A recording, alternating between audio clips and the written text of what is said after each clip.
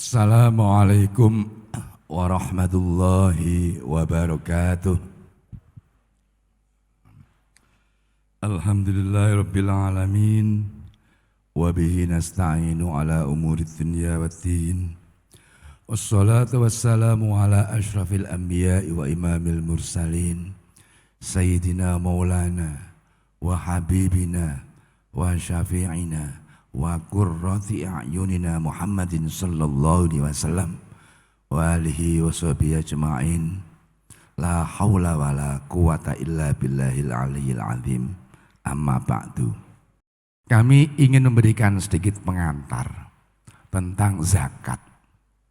Sekalipun sudah berulang kali disampaikan bahwa zakat berkali-kali, tapi tidak ada bosannya. Kita harus belajar terus. Karena apa? Karena perkembangan selalu ada. Pertama adalah takrif. Definisi zakat ialah sebutan bagi sesuatu yang wajib dikeluarkan dari harta atau badan sesuai ketentuan tertentu. Jadi yang wajib kita zakati ini ada dua. Yang pertama itu adalah badan kita, yang kemudian dikenal dengan istilah zakat fitrah. Sedangkan yang kedua ini adalah zakat mal. Nah, dengan rincian nanti akan saya sampaikan. Landasannya adalah ayat Quran dalam surat At-Taubah 103, Khudh min amwalihim shadaqatan tutahhiruhum wa tuzakkihim biha. Ini sudah maklum ya. Ambillah zakat dari sebagian harta mereka, dengan zakat itu kamu membersihkan dan mensucikan mereka. Jadi zakat ini dari lafaz zakat itu tazkiyah, ini membersihkan. Kalau yang dibersihkan ini adalah kalau zakatnya zakat badan, yang membersihkan badan. Kalau zakat mal ya membersihkan mal dari yang enggak baik itu. Hadis dinyatakan fa'alimhum annallaha iftarada alaihim shadaqatan tukhadhu min aghniyaihim faturaddu ala fuqaraihim. Ini pesan kepada penduduk Yaman bahwa Allah telah mewajibkan kepada mereka berupa zakat. Ya. Sedekah yang dimaksudkan di sini adalah zakat. Di dalam Quran seringkali disebut sedekah, tapi yang dimaksud adalah zakat. Karena apa? Karena sedekah itu ada yang wajib, ada sedekah yang sunnah. Lah yang wajib itu antara lain adalah zakat. Nah, yang penting di sini adalah tukhadhu min aghniyaihim faturaddu ala fuqaraihim. Ini yang saya kira perlu digarisbawahi. Zakat ini dipungut dari orang-orang kaya mereka, lalu dikembalikan faturaddu ala fuqaraihim kepada orang-orang fakir mereka. Ini yang perlu digarisbawahi adalah zakat ini yang berkewajiban ini adalah ya orang mukallaf, yang menerima juga orang fakir miskin, al-asnafus tsamaniyah. Jadi kalau misalnya sebuah yayasan punya dana banyak sekali, jumlahnya sudah jauh melebihi 1 nisab misalnya dalam 1 tahun, tetap tidak ada kewajiban zakat. Karena apa? Tidak ada pemiliknya yang muayyan. Jadi senajan ono duit akeh, tetap tidak wajib dikeluarkan zakatnya. Lain halnya kalau lembaga ini berupa perusahaan. Nah, perusahaan ini jelas ada pemiliknya. Misalnya Yayasan Menara, siapa sih miliki? Enggak ada. Maka tidak ada kewajiban zakat. Demikian pula faturaddu ala fuqaraihim. Yang menerima pun juga harus orang. Tidak boleh lembaga-lembaga yang mengajukan zakat. Itu tidak boleh. Yang berkewajiban ya wong, sing nampa ya orang, sama juga. Nah, nanti akan saya jelaskan mengenai masalah sabilillah, mungkin yang ada kaitannya itu. Nah, sekarang ini banyak sekali mensiasati piye bisane iso nampa zakat. Lah ini nanti akan saya singgung nanti selanjutnya. Perlu digarisbawahi bahwa zakat ini diberikan kepada mustahik ini justru disunnahkan secara terbuka. Di dalam ayat Quran itu disebutkan intubtus shadaqati fani'immahi wa intukhfuha wa tu'tuhal fuqara fahuwa khairul lakum. Nek kue sedekah mbok edengno, artinya secara terbuka. Pengertian terbuka ini tidak diam-diam, tidak siri. Bukan berarti dumono itu, bukan, itu namanya riya, lain lagi. Terbuka itu soalnya secara terbuka. Orang dumono macam-macam, enggak. Tidak secara siri. Nek sedekah secara terbuka itu apik. Tapi nek kue gelem secara siri wa intufuha, sudah begitu diberikan kepada fakir miskin, bahwa khairul lakum, iku sing luwih apik meneh. Itu. Jadi kalau sedekah itu sunnah, iku luwih apik wa intufu. Tapi nek sedekahnya wajib seperti zakat, itu justru luwih apik izhar, tubdu. Di dalam para ahli tafsir dinyatakan, kenapa kok justru lebih baik secara terbuka? Ada dua alasan. Yang pertama, li'alla yuttahama, ben ora dicurigai. Janjane wong sing ngetokno zakat tah durung. Yang pertama, di dalam tafsir Jalan dinyatakan lagi, waliyuk tadabi, ben iso digo panutan. Tapi kalau sedekah sunat, yang paling baik adalah secara sirri. Cuman perlu saya garis bawahi, pengertian terbuka itu bukan berarti anggar wong dikandani. Lah ini repot, ini bukan. Ini, yeah. Oke. Zakat tadi saya sampaikan ada badan, ada harta, ada mal. Yang badan ini disebut zakat fitrah, yakni kewajibannya kurang lebih 2 kilo. Nanti akan saya sampaikan di belakang. Kenapa kok 2 kilo? Ini mazhab Menara. Mazhab Menara itu yang judul dipandhegani dening panjenenganipun Rama Kyai Haji Tahajus Syarif. Loro wis cukup, tapi aja dikurangi meneh. Lah nek 2,5 pripun Pak? Iku luwih apik, jangan kan kok 2,5. Sak ton ya apik meneh kan gitu. Tapi kalau mengalap cukup itu adalah cuman 2 kilo. Bahan makanan pokok masing-masing untuk diri sendiri dan yang wajib diberi nafkah seperti istri dan anak.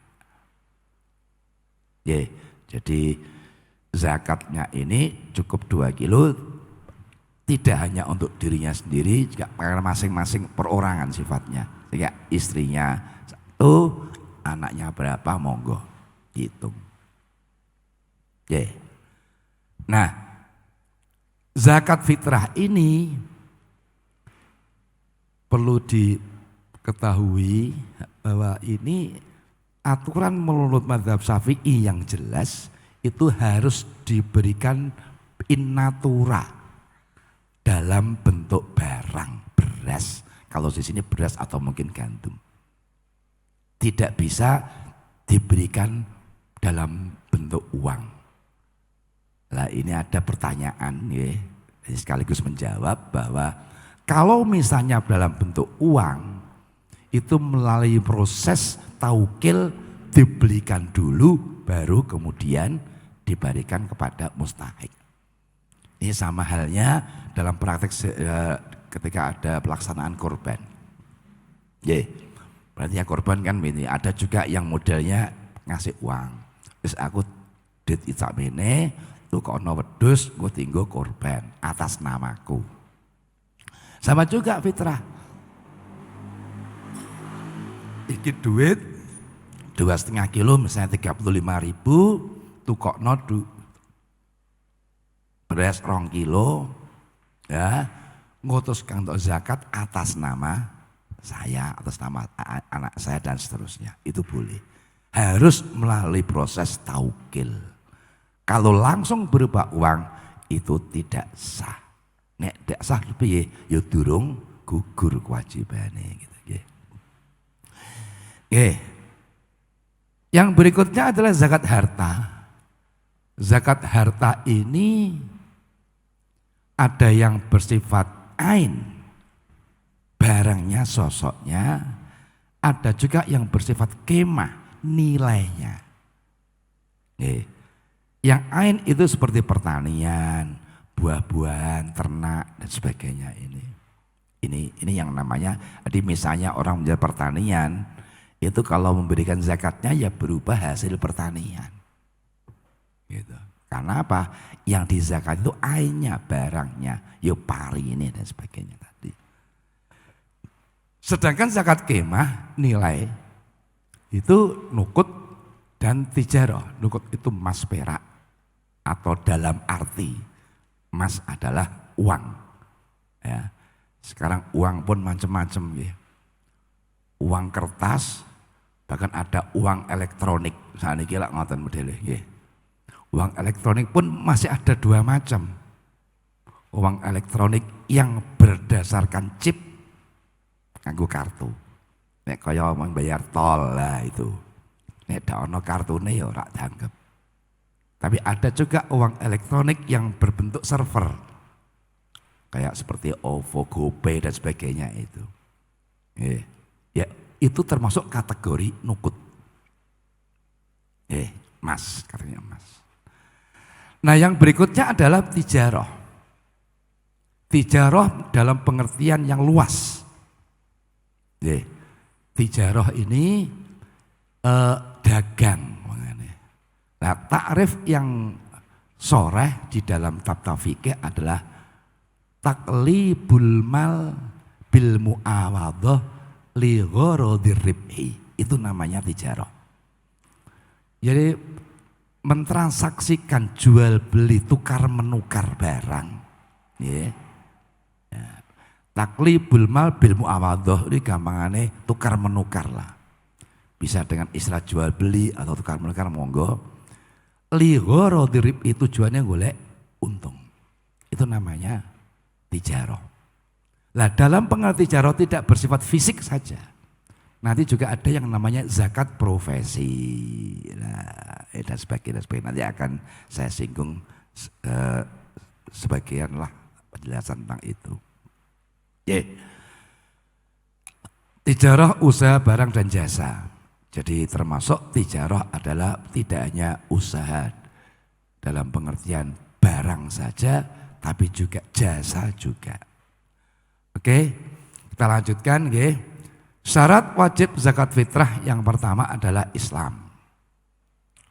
Nek ora Islam, ora wajib ditokno zakate. Yang kedua, mengalami terbenamnya matahari pada akhir bulan Ramadan. Jadi pada akhir Ramadan itu dia masih hidup atau sudah hidup. Begini pengertiannya.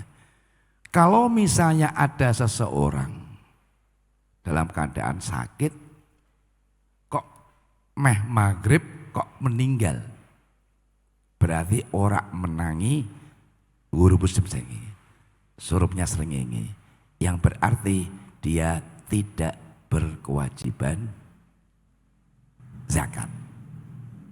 Sebaliknya kalau ada bayi lahir, kalau lahirnya kok bar maghrib, ya ora kewajiban zakat. Jadi Pengertiannya, nek ono bayi nek pengen wajib kudune ring lahir sadurunge maghrib. Sebaliknya kalau ada orang meninggal, ini setelah maghrib ini baru dikatakan wajibnya zakat tidak gugur zakatnya ini. Kemudian yang ketiga, memiliki kelebihan dari kebutuhan bahan pokok untuk diri sendiri berikut keluarga yang wajib diberi nafkah pada hari raya Idul Fitri 1 hari 1 malam. Sehingga seorang berkewajiban zakat fitrah itu syaratnya cuman asal duwe kecukupan sedina sewengi itu sudah kewajiban. Sehingga bisa jadi seseorang itu dia itu berkewajiban zakat fitrah berarti muzaki, tapi sekaligus dia juga bisa berstatus sebagai mustahik. Itu sangat mungkin terjadi. Karena apa? Karena syarat wajibnya zakat fitrah itu sangat sederhana. Cukup asal punya kelebihan sehari semalam berkewajiban. Maka bisa jadi dia yang ngetokno zakat, ya oleh nompo zakat bisa jadi.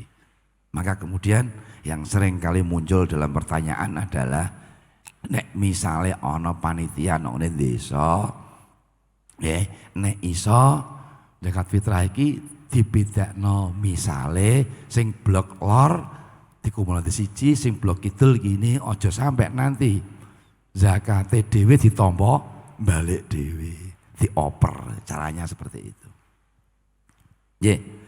Kemudian ini perlu saya sampaikan tata cara untuk mensiasati bahwa 2 kilo atau mungkin yang lebih terkenal ada 2,5 kilo itu adalah batas kewajiban dari muzaki, bukan yang diterima oleh mustahik. Itu sehingga keumpamane satu RT misalnya sing kewajiban zakat mok siji tok, ora duwe keluarga 2 kilo, sing mustahik ana wong 10 umpamane, kok dibagi saonan itu ya nggak apa-apa. Ini yang kadang-kadang disalahpahami, kayak sing nopo ya kudu 2 kilo, enggak, kewajiban 2 kilo, yang menerima itu boleh kurang dari 2 kilo. Mok cuman nek pemane mok nomor saon kok rapatek pantes gitu aja. Maka biasanya ini terus ya, sering saya sampaikan adalah tata cara yang dilakukan oleh Allahyarham Mbah Tur adalah ini juga akhirnya kami lakukan selakat sendiri di rumah.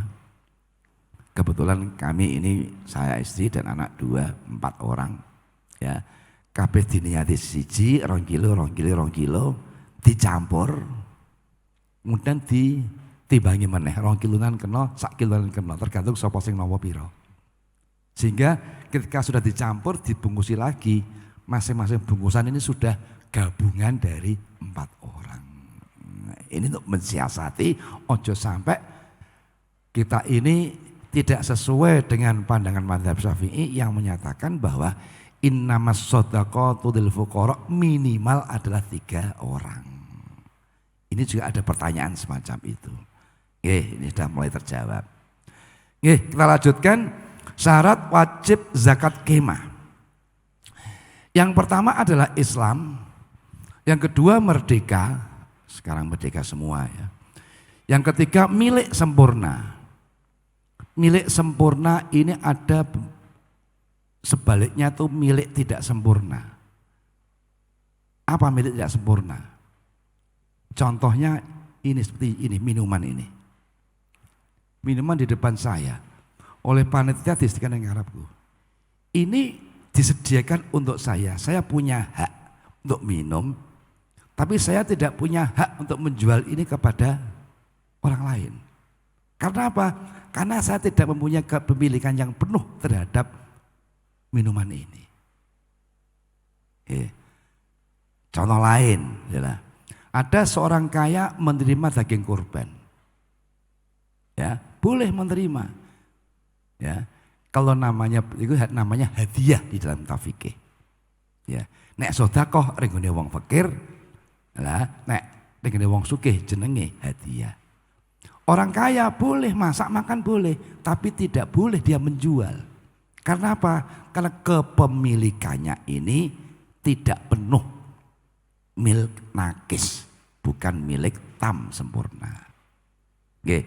Ya, syaratnya untuk bisa diwajibkan zakat itu harus milik sempurna. Nah, cuman begini, ini juga perlu difahami. Kepemilikan sempurna itu berdasarkan akad nek lumrahe. Nah, akad kalau sudah terjadi akad jual beli misalnya, maka sudah sah menjadi pindah milik. Senajan durung lunas. Nah, gitu loh, ini yang perlu diketahui. Sehingga bisa jadi ada satu barang itu dizakati wong loro iso uga. Nggih. Ya contoh sing paling gampang itu seperti kita ini beli sepeda motor. Nggih. Sepeda motor ini kan malah sekarang ini nek cash pelarap atau disenengi karo dealer. Karena apa? Karena cash berarti kan mau dodolan sepeda motor tok. Tapi kalau dia bisa kredit berarti dia payon loro. Sepeda motor ya payon kepayunan kreditnya. Nah, dengan DP 500.000 usah dibawa pulang, sudah terjadi akad jual beli. Berarti sudah sah milik kita. Tapi akadnya pindah menjadi utang gitu loh. Tapi barangnya sudah milik kita. Nah, itu. Senajan durung lunas kan begitu. Kasih contoh lagi. Wong konveksi. Lumrahe wong konveksi tuku kain itu ora ana sing cash lumrahe. Angger butuh pirang pis sampai omah babar blas durung bayar malah biasane. Sampai omah dirajang dipotong-potong didadekno rok. Nah, ikut barangnya sapa? Nggonku. Bayar durung lihat, tapi itu tetap tidak mengurangi kepemilikan. Artinya apa? Kalau sudah terjadi akad jual beli, maka memiliki milik yang sah dan milik sempurna. Buktinya sempurna apa? Barangnya mau mbok rajang ora apa-apa. Sepeda motor mau didelir orang ngamuk, mbok mulai mbok tabrakno ya kena karepmu ya. Yang penting dia bayar utangnya gitu aja. Nah, ini yang saya kira perlu dipahami, milik sempurna itu bukan berarti sudah lunas itu belum tentu. Bisa jadi belum lunas tapi sudah menjadi milik sempurna. Kemudian yang berikutnya mencapai nisab. Nisab ini banyak yang tanya ya. Sekali lagi ini mazhab Menara, nek cara Batur abna'u Menara ya. Ini Batur itu nek nulis itu 77,57 1/7. Ini saya enggak ngowahi. Jadi 57 selebihnya 1/7. Banyak yang tanya itu apa gua karepe piye? Intinya gini aja, saya nulis apa adanya dari Batur ngono wae wis. Jadi, nah kalau mau dibulatkan, pembulatannya bukan ke atas tapi ke bawah gitu. Nah sekarang ini nilai emas lumayan tinggi. Harga emas ini sudah saya cek hari ini. Ya. Kalau belinya 1 gram ya, dan emasnya itu dari Antam. Ya. Antam itu apa? Aneka tambang, jadi produksi dari aneka tambang. Itu nek sak gram hari ini tadi itu harganya 938.000, lumayan tinggi. Setahun yang lalu hanya 500-an, sekarang sudah 938. Ya, itu nek Antam. Nah itu pun kalau tuku sak gram, nek tuku 10 gram rodok murah sithik. Nah, nek tuku saon luwih murah sithik gitu. Ya, dan nanti itu hitungannya ini saya menggunakan ukuran 1 gram. Itu pun dari Antam. Bukan dari UBS. UBS ku bukan USB ya. Nenek Pak Sadat kesana ya USB ngerti nenek UBS. Toko-toko emas ada UBS. Intinya UBS ini apa? UBS itu Untung Bersama Sejahtera. Itu sebuah PT swasta yang dia ini juga memproduksi emas. Yang terutama yang biasanya dipakai untuk perhiasan. Makanya toko-toko emas biasanya atau tokonya gede UBS. Mungkin dikira kualik atau USB, enggak itu UBS. Nah itu adalah pemberi. Nek dari UBS itu harganya sedikit di bawahnya lagi. Nggih, monggo. Intinya kalau dengan ukuran 77,57 gram emas murni ini menggunakan antam, maka setara dengan uang 72.760.660 rupiah. Legane ngati nek dibulatke ke bawah wis gamane 72,5 juta. Ngono wae. Itu baru bisa mencapai 1 nisab. Nah, ya lumayan. Dan alhamdulillah nisab ini mulai zaman Kanjeng Nabi sampai sekarang tidak pernah ada peninjauan kembali. Oh, kayak undang-undang. Kalau tidak pajak kalau yang namanya PTKP, penghasilan tidak kena pajak sekitar sekian tahun dirubah. Ini enggak ada. Ini menunjukkan bahwa tolok ukur agama kita Islam ini menggunakan tolok ukur emas itu ternyata wah sampai kapanpun gitu ya. Ya. Jadi keumpamane uang kita ini menggunakan emas, orang nganggo kertas, ya orang ono inflasi, enak. Nek emas mundak belok mundak mudah mudun gitu. Nah karena kita ini ya mengikat uang kertas ya repotnya harga nilai kurs ya munggah mudun ya risiko. Ya seperti itu. Oke. Yang 5 genap 1 tahun. Cuman nanti ada cara menghitungnya. Ya, kita lanjutkan. Yang wajib dikeluarkan pada zakat pertanian adalah 10% dari hasil panen bruto sebelum dipotong untuk kebutuhan apapun jika irigasinya tanpa biaya. 10% dari bruto. Ya. Sedangkan kalau irigasinya menggunakan biaya maka hanya 5%. Sering muncul pertanyaan, sekarang irigasi nggak ada masalah Pak, tapi pupuknya ini tambah larang. Bisa nggak pupuk ini disamakan dengan biaya air sehingga bisa mengurangi jumlah yang wajib kita keluarkan zakatnya? Semua sepakat menyatakan bahwa itu tidak bisa. Oleh karena apa? Karena air ini kebutuhan yang sangat primer menyangkut hidup matinya tanaman. Kalau pupuk itu tidak kebutuhan primer, kebutuhan yang produktivitasnya saja. Sehingga tidak bisa disamakan. Dan yang penting lagi, kalau kita berbicara zakat pertanian ini tidak berbicara untung rugi. Ya, karena zakat itu dikeluarkan itu intinya begini, bagi orang yang mempunyai kelebihan uang, kebutuhan harta, itu juga zakat. Senajan rugi kalau masih banyak ya tetap zakat. Jadi tidak ada kalkulasi itu untung rugi. Oke, kita lanjutkan. Yang wajib dikeluarkan pada zakat kemah ya 2,5 dari total kepemilikan pada akhir tahun. Nek nukut cuman murah nih, 2,5. Sedangkan tijaroh ini 2,5 dari total nilai harta pokok pada akhir tahun. Tidak termasuk modal tetap atau modal investasi seperti mesin, kendaraan dan sebagainya. Ini sekaligus kami menjawab ada pertanyaan.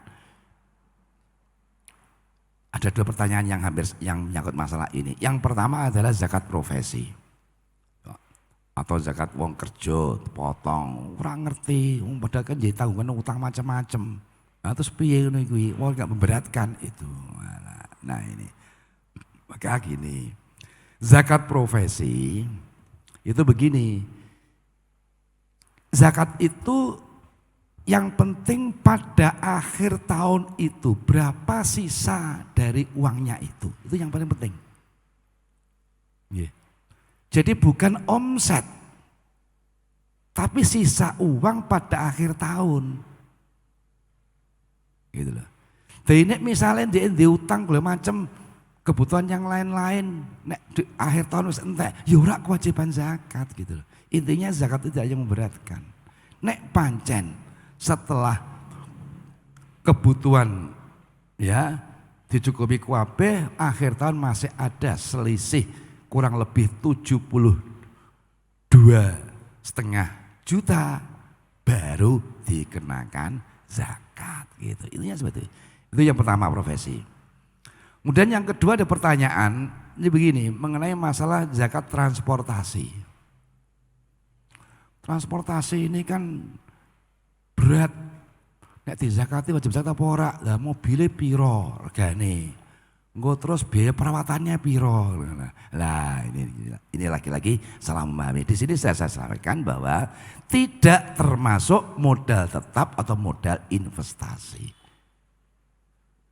Nek sampean dodolan mobil ya mobil sing mbok dol iku Mbak Haji Kerto kan gitu. Tapi kalau hanya menyewakan transportasi, lah hasilnya tok. Mobilnya ya ora usah dihitung, dizakati. Jadi intinya apa? Modal dalam pengertian zakat itu bukan modal investasi, tapi modal berjalan. Ya, modal berjalan, sing diubengke. Umpamanya ada toko, dodolan ini ya. Terus kok tokone dizakati nyisan? Ya enggak. Sing dizakati barang sing diubengke. Kok tokone lemarine ngono. Oh komputere bukan. Nah, lain halnya kalau misalnya memang orang bisnisnya properti ya, dodol omah misalnya lah iku ya. Dodol omah ya memang itu omahe barang dagangan. Ya, jadi artinya sekali lagi yang dimaksudkan modal di dalam zakat itu adalah modal berjalan, bukan modal investasi. Kalau investasi itu dalam istilah keuangan atau akuntansi itu adalah kebutuhan yang bisa disetahunkan. Yeah. Jadi nek ana wong transportasi bis, bisnya dizakati sesuai entek nek ngono engko. Sing jadi hasilnya itu pun pada akhir tahun masih ada tenggak. Nggih, lanjutkan sebentar lagi. Berikutnya adalah mengenai masalah siapa yang berhak menerima zakat. Innamas shadaqatu lil fuqara wal masakin dan seterusnya ini adalah ada al-asnafus tsamaniyah, nggih, 8 golongan yang berhak menerima zakat. Surat At-Taubah 60. Yang pertama adalah fakir, yang kedua adalah miskin. Ya, ini buat gampang saja, kalau fakir ini penghasilannya kurang dari 50% kebutuhan pokok. Kalau miskin sudah lebih dari 50 tapi masih kurang dari 100%. Jadi nek cara grade-nya ini mending miskin dibandingnya fakir. Nah, gitu. Itu apabila lafal fakir dan miskin disebut berbarengan. Kan disebut berbarengan. Innamas shadaqatul fuqara wal masakin. Makanya ada kaidah idza tafaqa ikhtalafa wa idza ikhtalafa ittafaqa. Nek disebut bareng berarti dibedakno artine, tapi nek disebut cuman salah satunya maka pengertian fakir miskin dianggap podo. Berikutnya adalah amil. Ya. Ini juga terus terang kalau melihat Undang-Undang Nomor 23 tahun 2011 tentang Undang Pengelolaan Zakat. Ini ada yang jujur saja saya ganjel. Karena apa? Karena di situ ada hak amil. Amil itu boleh mempunyai bagian sebagai penerima zakat manakala amil itu memang tidak dibiayai. Tidak ada biaya operasionalnya. Nah, sedangkan undang-undang ini ya Basnas tingkat pusat maupun polisi dan seterusnya itu dibiayai oleh anggaran. Lah ning kono sebutane operasionalnya dari anggaran dan hak amil lho kok double. Ya. Kadang-kadang saya bingung, kadang-kadang ini kalau undang-undang itu menyangkut masalah kayak masalah ibadah, itu saya khawatir begini, janjane sing dadekno wajib itu undang-undangnya apa Quran hadis. Saya khawatir begitu. Ya, makanya kita hati-hati aja. Oke, jadi hati-hati. Ini Mas Fahmi ini juga termasuk ketua Lazisnu.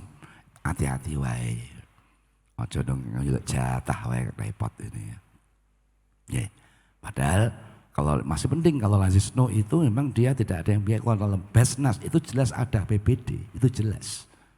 Ya, nanti ada peraturan pemerintahnya yang ngatur. Ya. Selanjutnya adalah mu'alaf, ya orang baru meluk Islam, ya, terus budak sudah nggak ada, terus gharib.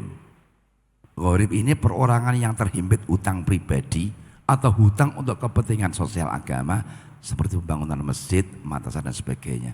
Cuman ini juga perlu diwaspadai. Jadi tadi saya sampaikan tu'khadhu min agniyaihim ya faturaddu ala fuqaraihim.